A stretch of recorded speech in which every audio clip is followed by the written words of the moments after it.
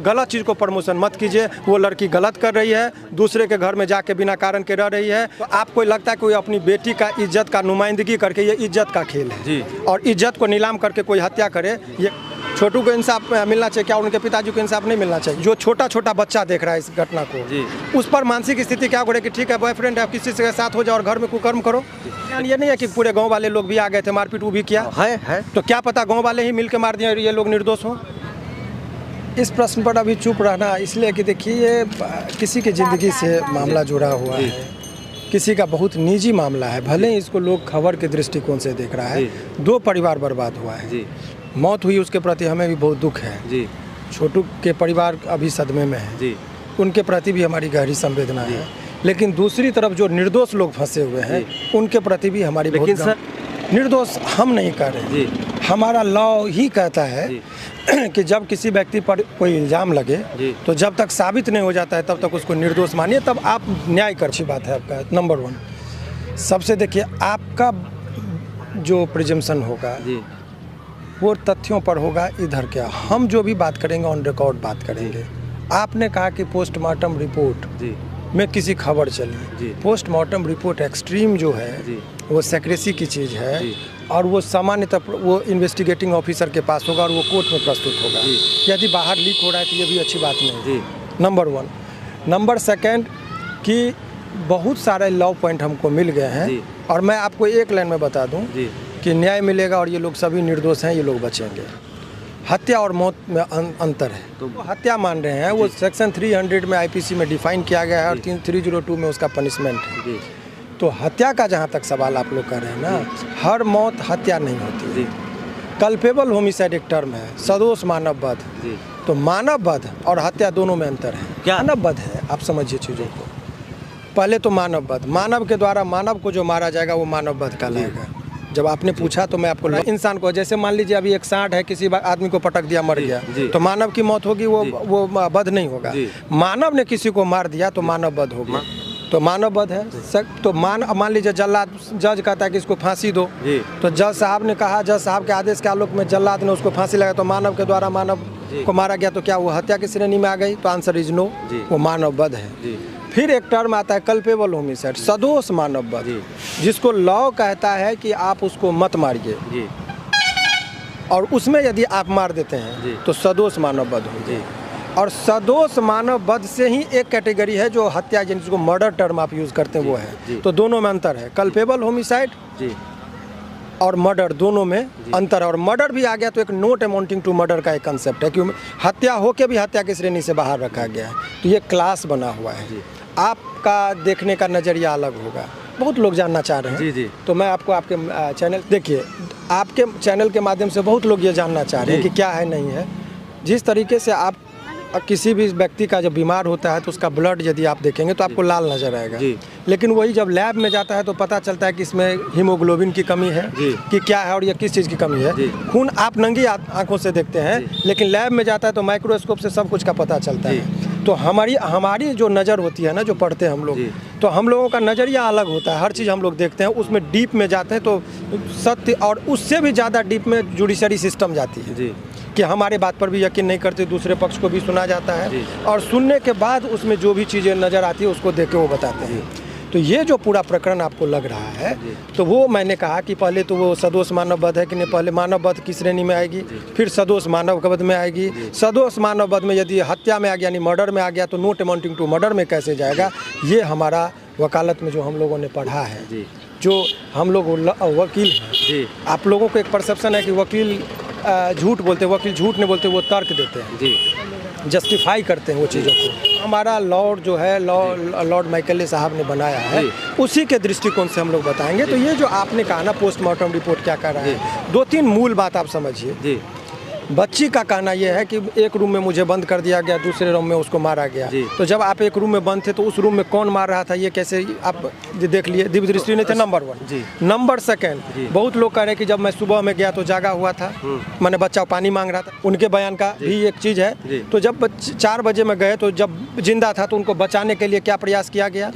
उस टाइम में वो पुलिस को वहाँ से कॉल किए। देखिए बात है, यही कंट्राडिक्ट हो गया। आप कह रहे हैं कि मैंने देखा फलना फलना व्यक्ति मार रहा है, अभी आप सुनने की बात पर आ गए तो। और आरती का 164 का बयान क्या कहता है, ऑन रिकॉर्ड क्या बोली, बाहर में माइक पे 20 बार तरह की बात हो रही है। तो यदि घटना को किसी ने देखा, आप हमारा इंटरव्यू ले रहे हैं, घटना को देख रहे हैं, तो काला कोट पहना हूँ, सभी लोग देख रहे हैं। दोबारा पूछेंगे तो कहेंगे लाल कोट पहने थे, तीसरी बार पूछूंगा कहेंगे येलो पहने थे। तो बात में कब अंतर आएगा, जब घटना आप नहीं देखे होंगे। आप एक चीज मुझे बताएं ना, जितने बार माइक जा रहा है उतनी तरह की बातें हो रही है, ये चीज़ गलत है। मैं ये नहीं कर, एक बात, दूसरी बात और भी बहुत सारा परिस्थिति बहुत कुछ बयां करती है। इस केस का परिस्थिति ही डाउटफुल है। रात में 2 बजे में शादी के लिए बुलाना, क्या उसकी भाभी का फोन से मोबाइल गया तो उसका साक्ष्य रिकॉर्ड पर अनुसंधान, रिकॉर्ड अभी तक नहीं मिला है, वो एकदम रहस्य है वो। हवा में अभी बहुत लोग कह रहे हैं करंट लगा के मारा। चलिए पोस्टमार्टम रिपोर्ट आ जाने दीजिए, आपको पता चल जाएगा कि करंट से मरा होगा तो पोस्टमार्टम रिपोर्ट में आएगा, कॉज ऑफ डेथ का रीजन बताया जाएगा। यदि मान लीजिए ऐसा भी तो हो सकता है, आप ऐसा क्यों नहीं सोचते हैं कि रात में 2 बजे में किसी के घर में यदि कोई आम आदमी चला जाए तो पकड़े जाने पर क्या उसको हदस होगा, हो सकता है डर से ही मर गया हो। माना कि मैंने आपको 2-4 थप्पड़ मारा, तो अच्छी बात है। आपकी बात से मैं ये नेचुरल जो हमारा सोसाइटी वो क्या करता है, अनैतिक काम करेंगे आप। यदि किसी के घर में डकैती हो रहा हो, चोरी हो रहा हो और आपको पता चल जाएगा कि चोर आया है, तो आप क्या रिएक्शन होगा, उसको मारने पीटने का।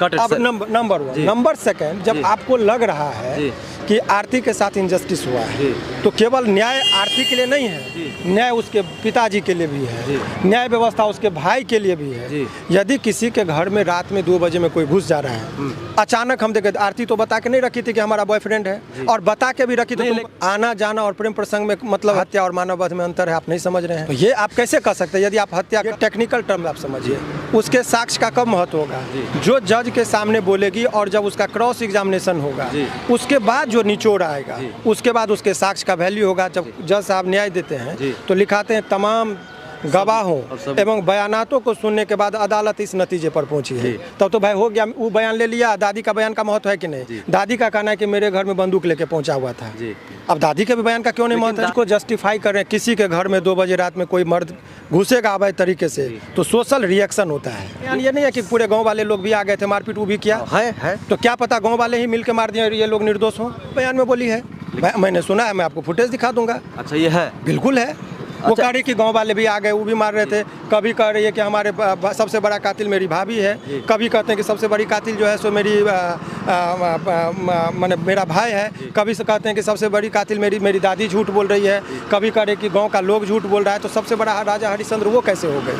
अरे भाई एक चीज़ बताइए ना कि अनैतिक है या नहीं, किसी को बॉयफ्रेंड है, उसका एक जगह बना हुआ है। आप जब इतने साहस हैं, आप इतने बोल्ड लड़की हैं कि बिना शादी के चिता को आग देते हैं पति का दर्जा देकर, आप इतने बोल्ड हैं कि बिना शादी के उस घर में आप रह रहे हैं, तो ये छोटा सा कदम था। अनेकों लोगों का लव मैरिज, मैंने कितने लोगों का लव मैरिज कराया है। आप आइए, आपका 18 वर्ष से ऊपर है, शादी हो जाएगी कोर्ट में। तो आप जब इतना थे तो घर में बुलाने की क्या जरूरत थी। ये आना जाना सनम खाना घर को नहीं बनाना चाहिए। हर आदमी का परिवार है। इस जो छोटा छोटा बच्चा देख रहा है इस घटना को, उस पर मानसिक स्थिति क्या हो रही है कि ठीक है बॉयफ्रेंड है, किसी के साथ हो जाओ और घर में कुकर्म करो। लड़की के लिए नहीं, कुकर्म की व्याख्या गलत काम, कुजोर कर्म। आप जिस सेंस में ले रहे, वो आया खुद वो बोल रहे कि मैं अपने मिलने के लिए उसको बॉयफ्रेंड को बुलाया कि आपत्तिजनक स्थिति में पकड़ा गया, ये भी फैक्ट है। आप कैसे आप उसको मान रहे हैं कि उसको ये लोग अपराधी हैं, आप क्यों मान रहे हैं। आपके घर में यदि ये घटना हुई होती, 2 बजे रात में आपकी सिस्टर या आपके कोई घर के रिलेटिव होते, तो आपका बहुत बढ़िया, आप हाथ तोड़ देते, पैर तोड़ते। क्या कानून आपको इजाज़त देता है कि हाथ मैंने एक आदमी यही सोच के मारा कि इसको हाथ तोड़ दो, दूसरा आदमी गांव का पाँव तोड़ दो, तीसरा आदमी सर फोड़ दो। ये कलेक्टिवली जो चोट का रीजन होगा वो मौत का कारण होगा। इसीलिए मैं कह रहा हूँ मानववध, सदोष मानववध और हत्या की श्रेणी में नहीं होने वाला वध, 4-5 कैटेगरी है। इसीलिए आप देखिए अभी उन लोगों को लोअर कोर्ट में फांसी की सजा हो गई थी शराबबंदी में, सभी लोग बाइज्जत बरी हुए। तो न्यायपालिका इतना सुंदर चीज़ है। मैं ये नहीं कह रहा हूँ कि वो हमारा काम, छोटू को इंसाफ मिलना चाहिए, क्या उनके पिताजी को इंसाफ नहीं मिलना चाहिए? मिलना चाहिए, बिल्कुल इंसाफ तो हो रहा है। मैंने बोला है 1-2 चीज़ आप समझिए, एक जिम्मेदार नागरिक होने के नाते और एक जिम्मेदार पत्रकार होने के नाते आपका भी कुछ कर्तव्य है। आप समझिए, उस दादी के बारे में सोचिए, उस पिताजी के बारे में सोचिए जिनको अपने ही बेटी के बारे में गलत बयान देना पड़ रहा हो, वो भी साधु टाइप के सत्संग में जाने वाले लोगों को, वो पल पल मर रहे हैं। उनकी भी संवेदना को समझिए। कोई भी आदमी अपनी बच्ची को इज्जत को ढकता है, ऐसी कौन सी परिस्थिति है कि उनको मजबूरन ही भारी मन से ही बोलना पड़ रहा है। ट्राई टू अंडरस्टैंड, उस पीड़ा को आप समझिए। ये साधारण घटना नहीं है, मानवता को जगनी चाहिए। मैं ये नहीं कह रहा हूँ, मुझे भी उस मौत पर गहरी दुख है। ये एक दुर्भावना माने दुर्भाग्यपूर्ण घटना है, इसको मौत मत समझिए, इसको दुर्भाग्यपूर्ण घटना समझिए। वो बच्ची भी उस परिणाम को नहीं समझ पाई, छोटू भी उस परिणाम के लिए तैयार नहीं था, और जिस तरीके से ये लोग तैयार नहीं था, वो घर के लोग भी इस परिणाम के लिए तैयार नहीं थे, उस गांव के लोग भी उस परिणाम के लिए तैयार नहीं थे। इसीलिए दुर्भाग्यपूर्ण घटना इसको मानिए, ना ही इसको मौत मानिए, ना ही इसको हत्या मानिए, ना ही नॉट अमाउंटिंग टू मर्डर मानिए। अब कानून अपना काम करे। देखिए, bail discretionary power of the court होता है, लॉ के मुताबिक उनको उनके मर्जी पर बेल दिया जाता है, नंबर 1। नंबर 2, कुछ सैद्धांतिक बात समझिए। जो सीआरपीसी में जो प्रोविज़न है, जुडिशियल मजिस्ट्रेट जो होते हैं उनको धारा देखना होता है कि एफआईआर किस किस धारा में है। देखते हैं 302 तो कहते हैं मैं बेल नहीं दूंगा, समान ट्रेंड बना हुआ है क्योंकि बड़ा धारा है।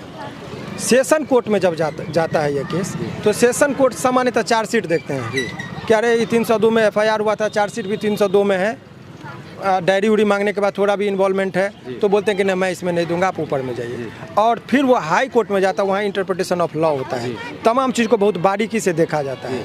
तो सामान्यतः ऐसे केसों में माने हाई कोर्ट से बेल मिलता है, लेकिन मैं ये कह दूं कि बेल मिल ही जाएगा, ये कहना अतिशयोक्ति है। लेकिन जो ट्रेंड बना हुआ है, अभी मैं आपको बता दूं, बेनीपट्टी हत्याकांड में 6 लोगों की होली के दिन हत्या हुई थी, पूरा चर्चा का विषय बना था।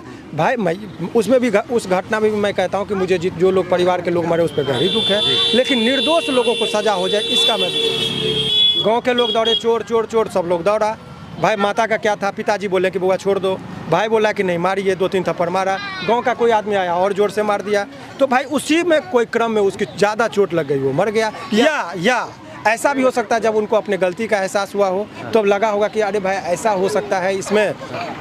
जब गलती का एहसास हुआ तो लोग हदस जाता है, डर भी जाता है। आप नेचुरल सोचिए ना, घर में हम बंद हैं, चारों तरफ से लोग हमको कैद किया है, क्या हम हदस नहीं सकते हैं? शॉकिंग, ये भी एक आपका प्रश्न है।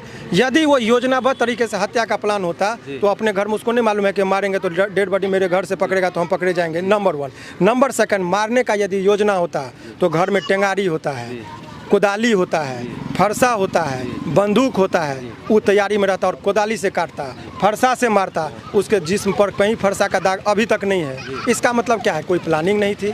आप चीज़ों को समझिए बस।